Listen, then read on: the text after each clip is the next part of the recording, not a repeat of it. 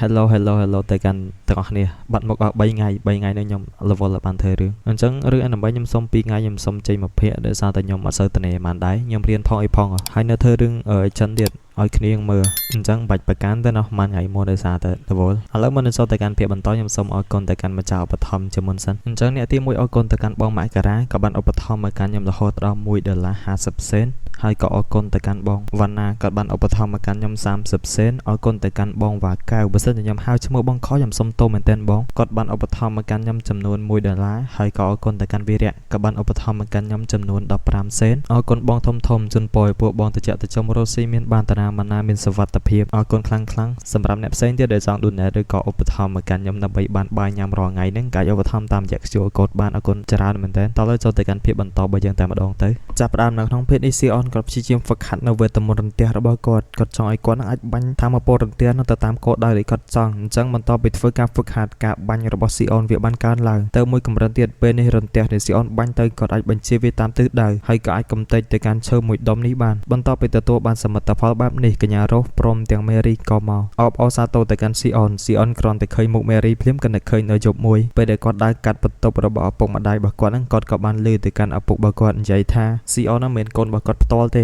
េសុកមានអ្នកយកកូនម្នាក់នេះទៅឲ្យគាត់ដល់រឿងហ្នឹងស៊ីអនគិតថាគាត់និងមេរីមិនមែនជាឈាមតែមួយទេអញ្ចឹងតែពួកគេអាចការមួយគ្នាបានមែនទេប៉ុន្តែកវីក្បាលវិញជ័យខ្លួនឯងថាមិនបានគាត់គិតអីឈួតអញ្ចឹងក៏ប៉ុន្តែកំណត់មួយនេះវានៅតែជាប់ក្នុងខួររបស់គាត់អញ្ចឹងទោះបីជាស៊ីអនព្យាយាមស្រាវជ្រាវពីវេទមន្តបន្តទៀតក៏គាត់នៅតែគិតពីរឿងមេរីដែរបន្ទាប់ពីធ្វើការសម្រួលអារម្មណ៍ស៊ីអនក៏ចង់ទៅស្វែងយល់ពីវេទមន្តទឹកម្ដងគាត់បានទៅកន្លែងបឹងដែលគាត់តែងទៅជាមួយនឹងបងស្រីរបស់គាត់ចូលទៅក្នុងទឹកធ្វើការស្វែងយល់ពីវេទមន្តទឹកគាត់ប្រើនៅវេទមន្តនៃការប្រមូលផ្ដុំដាក់ទៅលើទឹកគាត់ចង់ឲ្យវេទមន្តនៃការប្រមូលផ្ដុំហ្នឹងវាស្រូបធម្មពលទឹកដើម្បីបាញ់នៅទឹកចេញខ្ញុំភ្លេចប្រាប់ទៅនៅពេលដែលស៊ីអនកំពុងតែធ្វើការស្វែងយល់ហ្នឹងកញ្ញារស់ព្រមទាំងមេរីក៏មកមើលពីទស្សនវិជ្ជានេះដល់ឡៃខាងស៊ីអនទោះបីជាគាត់ព្យាយាមក៏ដោយវានៅតែមិនអាចបញ្ចេញបានគាត់គិតថាមើលទៅការប្រើប្រាស់វេទមន្តទឹកវាខុសគ្នាពីការប្រើប្រាស់វេទមន្តភ្លើងនិងវេទមន្តរន្ទះវេទមន្តភ្លើងនិងវេទមន្តរន្ទះនៅពេលដែលវាប៉ះជាមួយនឹងធម្មពលនៃការប្រមូលផ្ដុំធម្មពលនៃការប្រមូលផ្ដុំនឹងធ្វើការស្រូបយកនៅធម្មពលព្រមទាំងបញ្ចេញនៅវេទមន្តចេញមកក៏ប៉ុន្តែវេទមន្តទឹកវាអត់ចឹងទេទោះបីជាស៊ីអនប្រើនៅវេទមន្តនៃការប្រមូលផ្ដុំដាក់ទៅក្នុងទឹកក៏ដោយវេទមន្តនៃការប្រមូលផ្ដុំរបស់គាត់វាអត់បានស្រូបយកទឹកព្រមទាំងបាញ់ចេញនៅវេទមន្តឡើយគាត់រួចស៊ីអនក៏សាក់លបងនៅវិធីផ្សេងទៀតគាត់ប្រើប្រាស់នៅវេទមន្តនៃការប្រមូលផ្ដុំរបស់គាត់នឹងពេលនេះបដូរវាម្ដងដោយប្រើវាទៅក្តោបទឹកព្រមទាំងបញ្ចេញទឹកឡើងទៅខាងលើឃើញភ្លាមមេរីនឹងរស់នៅខាងនោះស្រែកថាវ៉ាវតែម្ដងរួចស៊ីអនក៏ឡើងទៅលើវិញគាត់សាក់បញ្ចេញនៅវេទមន្តមិញហ្នឹងម្ដងទៀតមូលហេតុដែលស៊ីអនមិនបាច់ចាំនៅក្នុងទឹកដោយសារតែនៅក្នុងខ្យល់វាមានទឹកស្រាប់ហើយប៉ុន្តែគ្រាន់តែបរិមាណដែលទឹកនៅក្នុងខ្យល់វាមានហ្នឹងគឺវាមានតិចស៊ីអនសាក់បញ្ចេញនៅវេទមន្តនៃការប្រមូលផ្ដុំរបស់គាត់ធ្វើការក្តោបនៅទឹកហ្នឹងបញ្ចេញនៅទឹកក៏ប៉ុន្តែវាអត់ចេញទេគាត់មួយសន្ទុះស៊ីអនក៏ដឹងថាមូលហេតុដោយសារតែទីតាំងដែលគាត់បានក្តោបហ្នឹងវាតូចពេកហើយបរិមាណទឹកវាតិចទៀតអញ្ចឹងគាត់ក៏សាក់បញ្ចេញនៅវេទមន្តនៃការប្រមូលផ្ដុំយ៉ាងធំក្តោបនៅទឹកបន្ទាប់ពីធ្វើការបង្រួមគាត់ក៏ទទួលបាននៅបាល់ទឹកដ៏តូចមួយតែបានមួយផ្លេតវាក៏បែកខ្ទេចស៊ីអនអាមិញហ្នឹងស្អីគេអាមិញហ្នឹងបាល់ទឹកមែនទេហាបាល់ទឹកហ្នឹងវាចេញមកពីណាកវីស៊ីអនចង់បាក់ករួចស៊ីអនក៏ប្រាប់ទៅកាន់អ្នកទាំងពីរព្រមទាំងបង្រៀនទៅកាន់អ្នកទាំងពីរមូលហេតុដែលគាត់អាចបញ្ចេញទឹកបានដោយសារតែនៅក្នុងខ្យល់វាមានទឹកហើយគាត់បញ្ចេញនៅវេទមន្តនៃការប្រមូលផ្ដុំរបស់គាត់ធ្វើការក្តោបនៅទឹកនោះបញ្ចេញនៅទឹកដ៏តូចមួយនេះ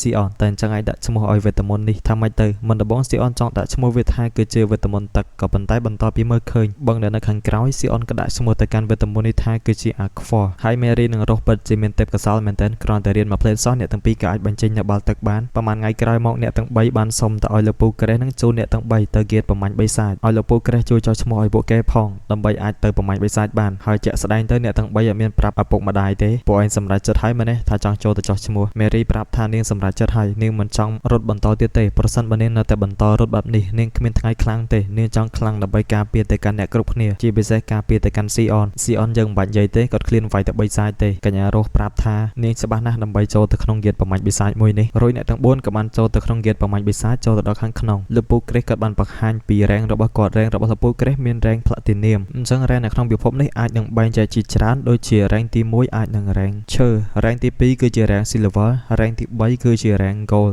រ៉េងទី4គឺជារ៉េង Platinum រ៉េងទី5គឺជារ៉េង Diamond ហើយរ៉េងបន្តទៀតយើងអត់ទាន់ដឹងទេគាត់ប្រាប់ទៅកាន់មេការក្នុងហ្គេតប្រ មាញ់បិសាចថាគាត់ចង់ចោះឈ្មោះទៅឲ្យក្មេងទាំង3នាក់អញ្ចឹងតែអ្នកទាំងពីរគឺជាអ្នកការពារទៅកាន់ក្មេងទាំង3មែនទេអ្នកទាំងពីរងាកទៅមើលខាងក្រោយលោកពូកាវ៉ាត់គាត់បានមកដល់ដែរគាត់បង្ហាញនៅរ៉ាំងរបស់គាត់គឺជារ៉ាំង Diamond គ្រាន់តែឃើញភ្លាមមេការងារប្រមាញ់បិសាចភ្ញាក់ផ្អើលតែម្ដងអ្នកទស្សនានៅគៀននឹងក៏ភ្ញាក់ផ្អើលដែរដោយសារតែរ៉ាំង Diamond វាពិតជារ៉ាំងដែលខ្ពស់ណាស់ហើយពួកគេមិននឹកស្មានទេថានៅក្នុងក្រុងនេះបែរជាអាចបង្ហាញនៅអ្នកប្រមាញ់បិសាចដែលមាននៅរ៉ាំង Diamond រួចលោកពូកាវ៉ាត់ក៏បានចោះឈ្មោះទៅកាន់ពួកគេទាំង3នាក់ដើម្បីធ្វើការចូលទៅប្រមាញ់បិសាចព្រមទាំងប្រាប់ទៅកាន់កញ្ញាម្នាក់នឹងដែរថាពួកគេគឺជាអ្នកការពារទៅកាន់ក្មេងទាំង3ចោះឈ្មោះរួចទៅដល់ខាងក្រៅតែអ្នកទាំង4ដឹងថាអ្នកទាំង4ធ្វើអីខុសដែរទេបែបនេះពួកគេមានតែសុំទោសម្ដងម្នាក់ទេហើយលោកពូកាវ៉ាត់គាត់ក៏ប្រាប់ផងដែរថាមូលហេតុដែលគាត់ដឹងទៅកាន់ពួកគេចង់មកប្រមាញ់បិសាចដោយសារតែប្រហែលថ្ងៃមុនហ្នឹងបានឃើញមេរីដូចជាសប្បាយចិត្តខុសពីធម្មតាហើយនេះក៏ជាមូលហេតុដែលបែកការដែលលោកពូកាវ៉ាត់ដឹងដែរគាត់ឃើញមេរីអញ្ចឹងគាត់ចេះតែមកតាមដានទៅគាត់ឃើញមេរីអញ្ចឹងគាត់ចេះតែមកតាមដានទៅលោកពូកាវ៉ាត់គាត់និយាយថាគាត់មិននឹកស្មានថាក្មេងទាំងពីរបែរជាមិនហ៊ានធ្វើរឿងគ្រោះថ្នាក់បែបនេះដោយមិនប្រាប់គាត់ទេលឿនអញ្ចឹងស៊ីអននិងមេរីក៏បានសុំទោសទៅកាន់លោកពូកាវ៉ាត់មួយសារទៀតទៅ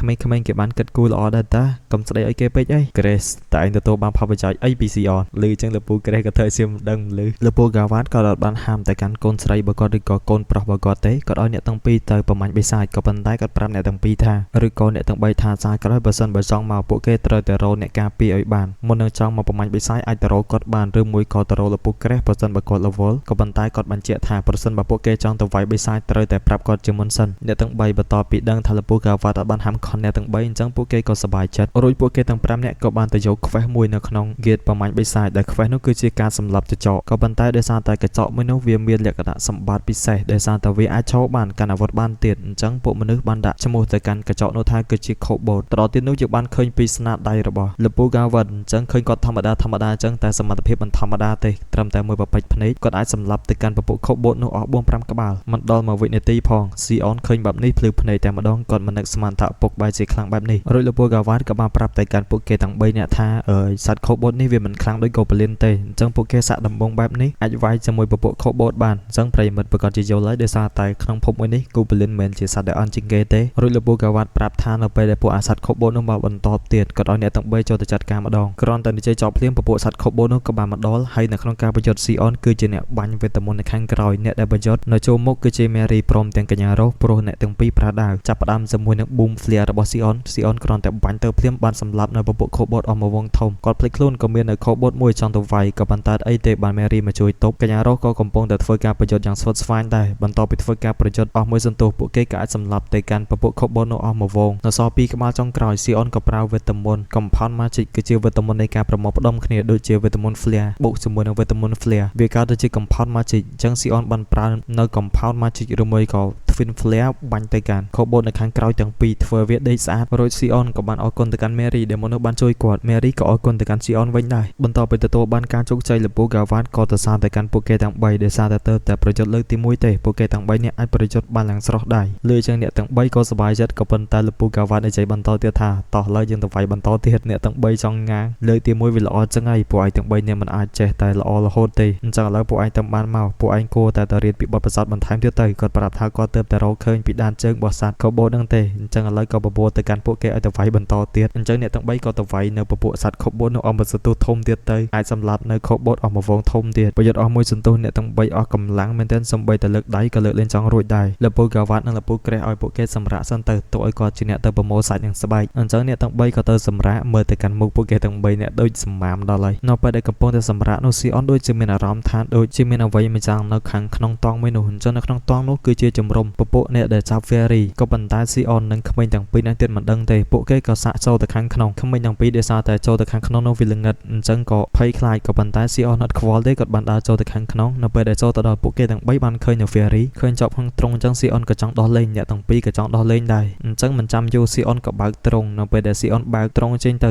Fairy ក៏បានហោះចេញមក Sion គ្រាន់តែឃើញ Fairy ហោះក៏ដូចជាចាប់អារម្មណ៍អញ្ចឹងភាគក្រោយប្រហែលជា Sion រៀនហោះឲ្យមើលទៅតែខ្ញុំអត់ទាន់ដឹងទេមិនទាន់មើលដែរទៅដល់ផ្ទះវិញអ្នកស្រី Emma ឃើញកូនរបស់គាត់សិតតែសម្មាមពេញខ្លួនអញ្ចឹងបងអូនមានរៀនចង់និយាយឡើងទៅលើក៏ផាច់លោកពូកាវ៉ាត់ប្រាប់ថាគាត់សុំទោសគាត់ដឹងខុសហើយរួចអ្នកស្រី Emma ចូលមកខាងក្រោមតើមានរឿងអីកើតឡើងទៅអ្នកទាំងពីរ Mary និង Sion ភ័យសងប្រកាច់រួចអ្នកទាំងពីរក៏បានប្រាប់រឿងគ្រប់យ៉ាងទៅកាន់អ្នកស្រី Emma អ្នកស្រី Emma និយាយថាអូប្រមាញ់បិសាចណោះអត់អីទេឪពុករបស់ពួកឯងទើបតែប្រាប់យើងទេអ្នកស្រី Emma ប្រាប់ថាមូលហេតុដែលគាត់ខឹងទៅកាន់លោកពូកាវ៉ាត់ដោយសារតែគាត់ដឹងលោកពូកាវ៉ាត់ទៅវាយបិសាចម្ដងតើគាត់វាយបិសាច សាច់អស់ដៃបើគាត់បន្ថែមគាត់ឈប់អញ្ចឹងគាត់ដឹងច្បាស់ណាស់ថាលពូហ្គាវ៉ាត់ប្រកាសជាឲ្យអ្នកទាំង3ទៅវាយបិសាចតតែអស់កម្លាំងអាលីងហើយនេះគឺជាមូលហេតុឲ្យគាត់ខឹងអ្នកស្រីអេម៉ាគាត់ប្រាប់បន្ថែមទៀតថាគាត់ដឹងថាពួកគេចង់ទៅវាយបិសាចហ្នឹងក៏ដើម្បីតែទទួលបានបទពិសោធន៍ដែរគាត់មិនថាអីទេគាត់ថាឲ្យតែពួកគេនៅរស់គាត់សប្បាយចិត្តណាស់ហើយអញ្ចឹងគាត់ក៏បបួលអ្នកទាំងពីរឲ្យទៅងូតទឹកហ្នឹងទៀតសល់មិនងូតទឹកតែឯងទេងូតទឹកជាមួយគ្នាទាំង3នាក់ហើយអ្នកស្រីអេម៉ាក៏ជួយដោះខ្លួនទៅឲ្យស៊ីអនដែរស៊ីអនពេលនេះឡើងគាំងនៅពេលដែលចូលទៅងូតទឹកក្នុងអាងជាមួយគ្នាហ្នឹងមេរីនិងអ្នកស្រីអេម៉ាសប្បាយចិត្តធម្មតាទេដល់ឡែកអីទៅស៊ីអនគាត់ទិញតែពៀនទៅរក់